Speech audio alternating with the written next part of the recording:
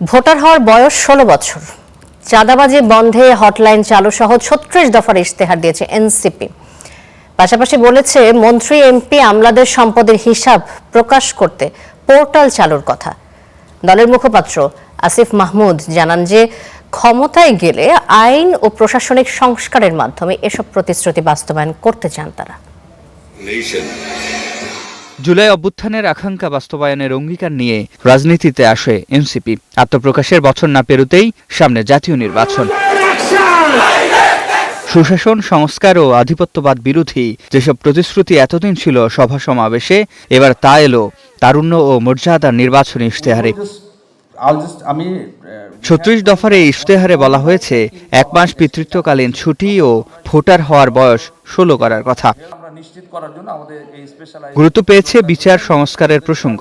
স্বাধীন কমিশন গঠন করে জুলাই সনদ বাস্তবায়ন করতে চান তারা। এছাড়া চাঁদাবাজি বন্ধে হটলাইন, মন্ত্রী এমপি থেকে শুরু করে আমলাদের সম্পদের হিসাব পোর্টালে প্রকাশ করার মতো বিষয়ও ছিল ইশতেহারে। জাতীয় নাগরিক পার্টি বিশ্বাস করে মৌলিক ও কাঠামোগত সংস্কার ছাড়া স্থায়ী গণতান্ত্রিক রূপান্তর সম্ভব নয়। আমরা কোনো অবাস্তব নাম্বার কিংবা কথা বলতে চাই না।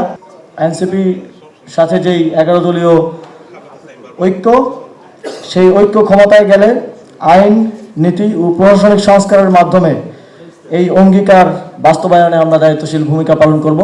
আর এনসিপি আহ্বায়ক জানান, আলাদা আলাদা নামে কার্ড নয়, এনআইডি কার্ডেই নিশ্চিত করা হবে সব নাগরিক সুবিধা।